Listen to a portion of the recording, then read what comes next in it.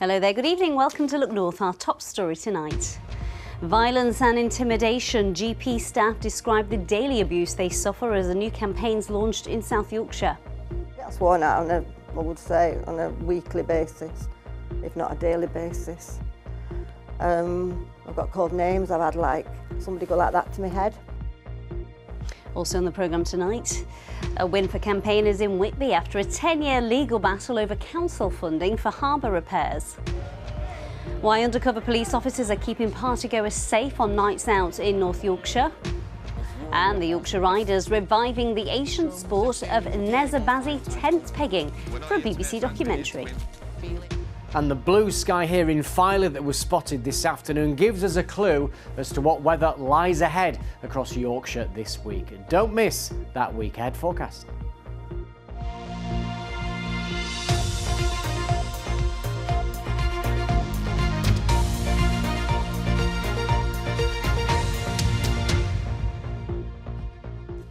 Hello, good evening. Hope you had a lovely weekend.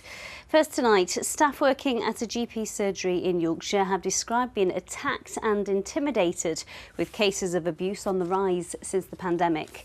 A new campaign has been launched in Sheffield today to make patients and public think about the consequences of their behaviour. The latest research shows that nearly all primary care staff have experienced verbal abuse. A third have received threats of violence. And police figures show that the number of violent incidents at GP surgeries doubled between 2018 and 2022. Kathy Killick has been speaking to reception staff from one surgery in Sheffield. Attacked and assaulted while simply trying to help. As these CCTV images from surgeries across the country show, patients abusing NHS staff is now becoming commonplace. GP receptionists Yvonne and Liz have decades of experience between them. They've noticed a marked increase in abuse over the last 5 years. It's getting worse. The threats were getting more. I'm going to come and get you. I'm grabbing all the computer wires, threatening to throw computers. I myself was smacked by a young man who, all right, special needs. But if I hadn't have been stood where I was, lots more people could have been hurt. We get sworn at I would say, on a weekly basis, if not a daily basis. I've got called names, I've had somebody go like that to my head. Pew, pew. It's not like you get a lot of money for doing what we do. And you try to do it to the best ability. And sometimes you just get demoralised. Good afternoon. Come and have a seat. Thank you. Dr Lucy Cormack oversees GP's surgeries in Sheffield. Some have had to introduce self-defence classes for staff because of the abuse. Others have seen staff leave, creating staff shortages that benefit no one, least of all patients. I just think it's really upsetting for our teams and for our staff. Absolutely. Receptionists come to work and they genuinely care. They want to do something to make a difference.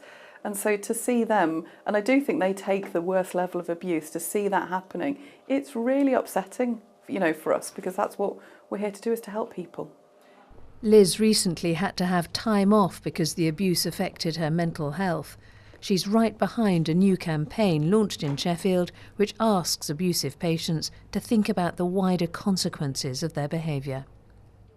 I've actually left a job because the threats were getting worse, and I knew that I wasn't able to protect my colleagues. Staff not only get de-escalation training to take the heat out of abusive encounters, they now also get personal safety training, a sad indictment of the skills needed by people who truly only want to help. Kathy Killick, BBC Look North, Sheffield.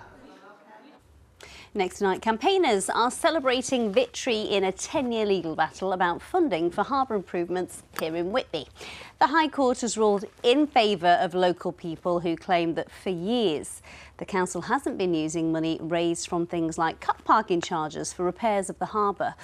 Well, that's despite legislation dating back to 1905 that it should be. Carla Fowler is in Whitby for us tonight, and this is a case of the little man prevailing here, isn't it, Carla?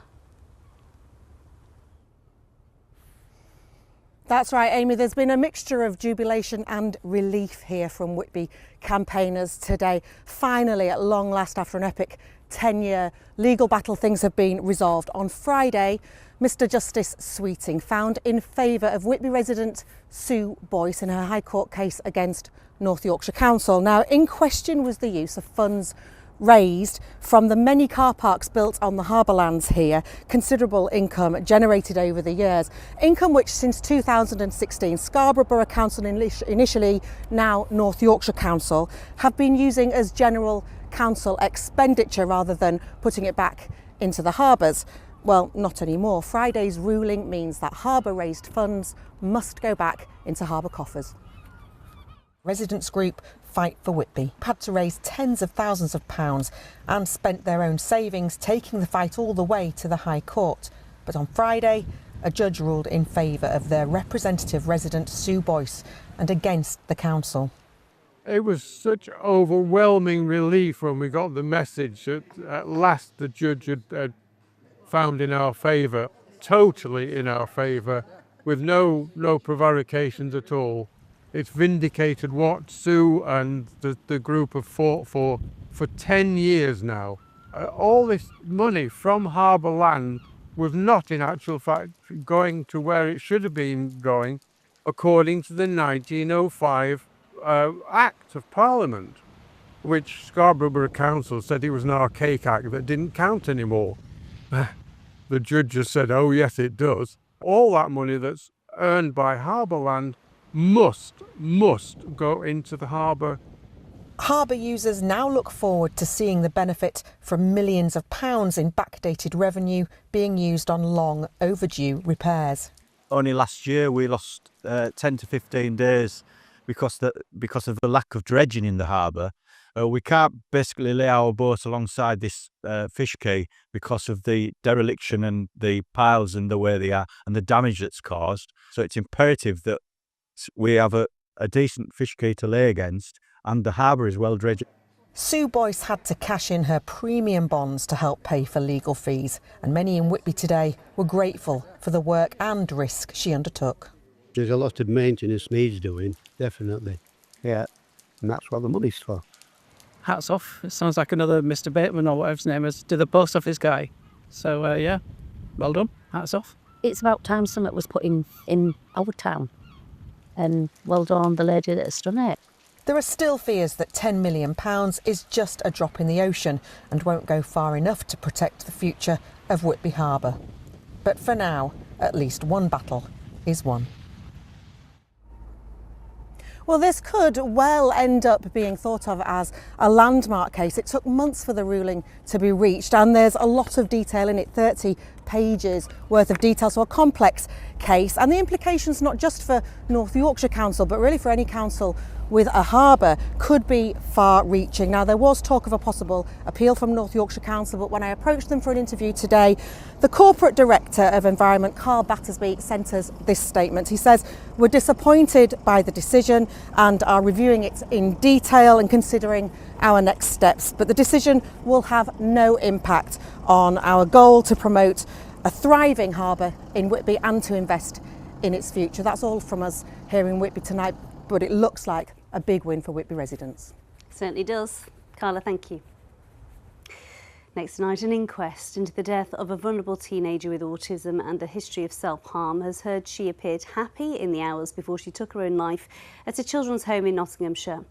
Rhiannon Rudd from Bolsover in Derbyshire had been investigated by counter-terrorism police and MI5 after being groomed online by a far-right extremist. Emily Anderson reports from Chesterfield Coroner's Court. The focus of today's inquest has been about Rhiannon Rudd's time at Bluebell House in Nottinghamshire. She was put into care by Derbyshire County Council when she was charged with terror offences in April 2021 and remained there until she died just over a year later. Now, the inquest has heard evidence from the manager of the home, Lee Cutts, who said that Rhiannon initially struggled with the uncertainty of an upcoming terror trial when she moved into the home.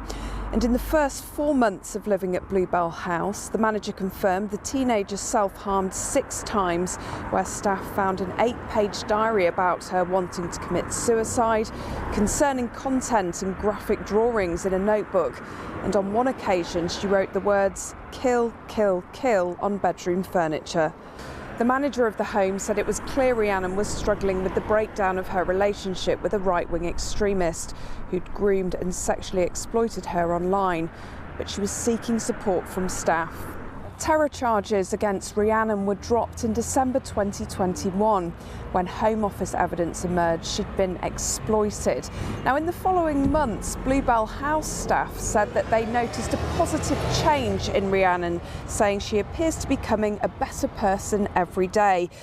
The inquest has heard she enjoyed her time at Bluebell House and wanted to carry on living there after those charges were dropped. The day before Rhiannon took her own life, she had an English exam, and when she arrived back at Bluebell House later that day, she told staff about the exam, saying, "It was good, thanks, I think I smashed it." The following morning, on the 19th of May 2022, Rhiannon was found in the ensuite bathroom of her bedroom. The manager performed CPR, but she died that morning. She was 16 years old. The inquest continues tomorrow. Emily Anderson, BBC Look North at Chesterfield Coroner's Court. A meeting has been held today to discuss government plans to abolish NHS England as part of its reforms of the health service. Now, the organisation, which plans healthcare across the country, has got a significant presence here in Leeds. So why has this happened and what does it actually mean for those working there? Our health correspondent Jamie Coulson joins us. Just to explain what's happening here, Jamie. Well, last week the government said it was going to abolish NHS England to cut bureaucracy as part of wider NHS reforms. Now, this is the organisation that manages health services up and down the country. It's those roles that are going to go back into the Department of Health. It's thought around 9,000 jobs in total could go. NHS England does have a very significant presence here in Leeds with big offices down on Wellington Place. What we don't know yet is exactly how many of those jobs are going to go or the effect on its presence here in the city. Katie White is the MP for Leeds North West and has had this to say. We've had many people get in touch, and obviously as a Leeds MP I'm going to be working to make sure I work with those people whose jobs might be at risk. But I've also had a hell of a lot of people get in touch across the NHS who've said this is a really good move. You know, I don't think there's anybody who would defend what Andrew Lansley did 14 years ago. That top-down reorganisation hasn't worked. What other reaction has there been to this news, James? Well, Tracy Brabin, the Mayor for West Yorkshire, said she understands the government's ambition for reform in the NHS, but she doesn't want some of the expertise and businesses that have grown up in the region to go as a result of these changes. And she's called for an urgent meeting with the Health Secretary. For his part, Wes Streeting has said that these reforms are necessary. With respect to all of the people in NHS England and in my department who are dedicated public servants, good at what they do, they are working in a setup which I think people, including the people who work in it, would recognise is not efficient, does involve duplication, isn't supporting the system well enough. Well, the union Unison has described the way staff were told about this as nothing short of shambolic. For its part, the government says that over the next 2 years, it's going to make this process as transparent with as minimal disruption as possible. Jamie, thank you. I think I gave you a new name back there. Jamie, thanks. Now, police say an operation targeting predatory behaviour in Scarborough has led to a fall in crime. Project Vigilant uses plainclothed officers who mingle with drinkers in popular night spots. The aim is to identify potential sexual predators and confront them before they hurt someone. Olivia Richwald has more. It doesn't really get busy on a Scarborough night out until around midnight. You might not give these two a second glance, but they're actually plainclothed police officers looking to protect revellers from sexual predators. Two girls I spoke to say they've been victims while out in the town. It's like men feel like they can come up to you and just touch you and just be inappropriate. And there's been multiple occasions where I've had to leave a bar because people have just come up to you and people have lifted my skirt up before and touched my bum. I remember getting one drink and then 5 hours later I was apparently at home, but I don't remember waking up until the next morning I'm assuming I was spiked, and yeah, it was quite scary. Project Vigilant is a national operation and it's been running in York too. Plainclothes officers are really important because they give the chance to just watch and observe behaviour a bit more and a chance to identify people who stick out the crowd. Obviously, as officers, when we're out in the town centre, we attract quite a lot of attention and we can't stand and watch people and observe behaviour as easily as plainclothes officers would. Plainclothes officers also check that bar staff know how to use Ask Angela, a well-known code word revellers can say to get help to escape from someone making them feel unsafe. When comfortable, just go up to the bar, just see if you can get someone's attention and just say, I asked for Angela. Door staff, bar staff, police and street angels are all in communication to identify problems and help vulnerable people. You know, we all work together to make sure it's a safe environment. And yeah, I think it's a safe night out, it's a good night out, got lots of things going on, live music. It's all about looking out for those vulnerable people and making sure they're safe. Tonight in Scarborough, the police carry out a stop and search and make 2 arrests for being drunk and disorderly. The uniformed and plainclothes police officers will be out and about here in Scarborough until around 4 o'clock in the morning. In the year since Project Vigilant has been running here in the town, they've helped around 50 people to safety and made 23 arrests. We've had 68 interventions. We've certainly safeguarded a number of women and girls, and people should feel actually safer. The fact that we are out on the Saturday night, we are keeping women and girls safe, and it's something to be reassured about. Project Vigilant is set to continue in towns and cities across Yorkshire. Olivia Richwald, BBC Look North, in Scarborough. Let's turn to the sport now with Sally, and I don't think anything could dampen the spirits of Blades fans today, could it, Sally? No, yeah, absolutely, yeah. This could prove to be a pivotal weekend in the Championship. Sheffield United levelled on points with Leeds at the top of the table. Now, the teams are separated by goal difference only.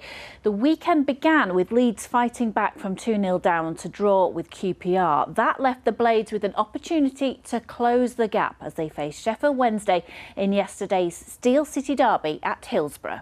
Coming here, it was loud from the moment we were warming up to the final whistle, and you know, obviously to kind of score and you know it goes silent and then you just hear our amazing fans from the other end was amazing. On Saturday, the two teams are separated only by goal difference, and snapping at their heels is Burnley on 78 points. Meanwhile, in League One, there was a dream start for Huddersfield's caretaker boss John Worthington with a sensational 5-1 win over Crawley. The Terriers hadn't scored in their previous 6 home games, but netted 4 times inside the opening 30 minutes against the relegation strugglers. And then Ruben Ruskin made it 5 with his second goal of the game. Huddersfield reclaimed 6th place in the table inside the playoff places. And in League Two, Bradford missed the chance to move level on points with leaders Walsall, losing 1-0 to Tranmere. But Doncaster salvaged a point as they drew 1-1 at promotion rivals Crewe. It was Owen Bailey's header from a corner that got the point for the Rovers in the 75th minute. But Doncaster, who sit 4th in the table, are without a win in 3 games as they push for promotion.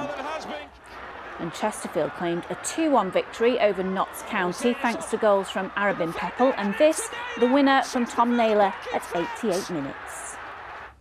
Now in Rugby League, Wakefield are the only one of our sides to make it through to the quarter-finals of the Challenge Cup after beating the Huddersfield Giants in Sunday's West Yorkshire derby. Trinity came from behind to win by 22 points to 12 with Tom Johnston scoring 2 tries. The draw for the quarter-finals will be on BBC 5 Live tonight at 9:15. And in ice hockey, the Sheffield Steelers closed the gap on elite league leaders, the Belfast Giants, with 2 wins in 1 weekend. Their first win came on Saturday with a 2-1 overtime victory against the Guildford Flames. That was followed by a 4-3 victory against the Cardiff Devils on Sunday. Congratulations as well to the Leeds Knights, who have won the National Ice Hockey League for the 3rd season in a row. Sally, thank you. Now, have you ever heard of tent pegging? I'm not talking about your summer camping trip. Caught me out, did that one. It's the ancient Pakistani sport of Neza Bazi. Now, it involves galloping up full speed using a long spear to strike wooden pegs in the ground. Competitors from Bradford feature in a new BBC documentary about the sport, and Ollie Constable has been finding out more. Ollie, it is all yours. Enlighten us, please, on what this is. Thank you, Amy. Well, this is one of those horses which takes part in this ancient sport where competitors ride at speeds of up to 30 miles an hour, trying to strike those tiny, tiny targets. We'll speak to somebody in a moment who's very well versed in this. But first, let's have a look at a clip from a new BBC documentary featuring two young people from Bradford. Have a look at this.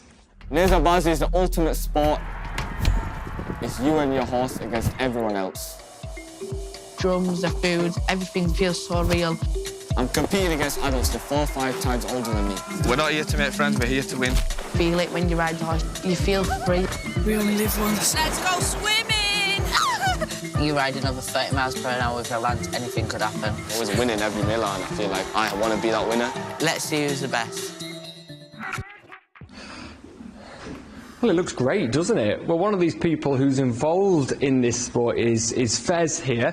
First of all, most importantly, what's the horse's name? His name's Fakre Al Sultan, which translates to the Pride of Al Sultan. And you ride as part of a team called Al Sultan, don't you, as well? This is your team name. It is indeed. So give us an idea, how did this sport start? Because it didn't start as a sport, did it, many years ago? It didn't, no. It was an old military tactic. Riders would cavalries would ride out early hours of the morning, pluck the pegs from the tents and lay siege to the opposing army. And they did that by using these spears. They did indeed. Which has now turned into a sport where you use the spears to attack. These are the spears here. They are the spears, yeah. To hit tiny little pegs. Show if it shows those. Absolutely. They're the pegs. They're the targets in the ground. So basically what you have is, say, 100 odd riders. That's a qualifying round. You have to pluck the peg, carry it away, and you receive 4 points for that. The riders that are remaining have to hit this peg. Now they compete down to the last 3 men, and then the last 3 men compete for first, second and third. So this is partially stuck into the ground. It is, yeah. And you have to ride at 30 miles an hour potentially and hit it with these spears while you're on top of the horse. Yeah, so you gallop from 150 metres away with a lance, and you have to take your target with you to receive the 4 points. If you miss it, obviously you're out there. It sounds really dangerous. It can be, it can be. I think it's like anything. There's a danger to anything, but I think if you do your due diligence, it generally works out. It's very, very popular, isn't it? You were saying earlier that it's tripled in size the amount of riders now. Why so popular in West Yorkshire? It has. I think West Yorkshire is kind of a hub, a multicultural hub. There's a lot of Asian communities, Indo-Pak, Kashmir communities. I believe the majority of the teams are also from Bradford. There's around 7 or 8 teams. There's a total of around 23 to 24 teams throughout the UK. So really popular, isn't it? It is indeed, yeah. And it now features, thanks ever so much, Fez, it now features in this BBC documentary, which is live on iPlayer now. My life, me, my horse and my spear on iPlayer now. Amy? That looks brilliant. Ollie, thank you so much. What a brilliant sport to watch that is. Right, Paul is with us. It is cold, but you've been telling me it's the first day of spring. I thought that had already been and gone, to be honest. First day of spring on Thursday. It does get people wound up at home, but there are 2 definitions for spring. The first one is an artificial one for climatological purposes, which is the 1st of March, but actually the true definition is when the sun travels across the equator. Well, it's the Earth that's tilting, but the sun travels across the equator. And on Thursday, and another thing gets people wound up, it's not always on the 21st of March. This year, it's Thursday the 20th of March when we are officially in spring. Oh, you've really got them going at home now, Absolutely. winding them right up. Mr. and Mrs. Angry will be emailing as we speak. Now, we haven't had much spring warmth. Last week was all right, but it's certainly gone colder, hasn't it? It has gone cold. There's been a cold easterly wind, but the great news is it's going to be sunny now for the rest of the week, and we are going to pick up some warmth. Temperatures peaking at 17 degrees on Thursday, the first day of spring. But there's a little bit of a warning there. We are expecting an early hay fever season. Now, at this time of the year, it's tree pollen, and there are a couple of reasons to worry about it. Trees have alternating years for levels of pollen, and this year it's a high pollen year. And secondly, the weather conditions last summer, when the pollen was being generated within the buds, the weather conditions were conducive to creating a lot of pollen. And the silver birch is the one to watch out for. So anybody, 25% of us suffer from hay fever through tree pollen. and it's already in the air. So we can't always have good news, can we? Spring's on the way, but you're going to suffer through hay fever. How about that? Well, thanks for that. Cheery days. Right, let me show you the QR code, which is where you can send your questions and your inquiries and your complaints about when officially spring starts, but it does actually start on Thursday. Keep your questions coming in. And I've got a couple of lovely pictures which illustrate fine how the weather is coming towards us from the east. That's Scarborough. Look at the left of the picture with the cloud. The right is the weather that's coming across us this week. And half an hour later, we got sent this picture in from Filey. And that is what's coming our way all week. It's going to be a beautiful week. It will be cold along the coast, but turn warmer by Wednesday or Thursday. If you've got any pictures you want to send to me on X, on Instagram, or the Weather Watcher website, please do. So the headline for tomorrow is very straightforward. It's clear and sunny skies, probably like this for much of the week, but there will be a cold wind and frost at night. Of course, it is still March, but high pressure is subtly changing its shape. It's going to allow warmer air to come up from the southeast. So as I say, by Thursday, we could be looking at 17 degrees quite widely across our region. Let's have a look at that satellite sequence then. You can pick up that back edge of the cloud. Look at all this clear weather down to the continent and across the North Sea, which is coming our way. So it's a fairly straightforward forecast tonight. It's clear, it's cold. If we skip to the end of the night, we're going to see -3 in some spots. That is 27 degrees Fahrenheit. High water times, Filey, clear and sunny but cold, 6:27 and 6:40. Tomorrow then a bit of patchy low cloud for a time over the hills, clear by 10 o'clock, and then it's dry, clear, sunny, blue skies all the way with temperatures around 10. That's it. Oh, yes, the sun is finally coming back again. Paul, thank you very much. That is it from us. We'll both be here with your late news live at 10:30 actually, so hope you can join us then. Bye-bye for now. You're late again.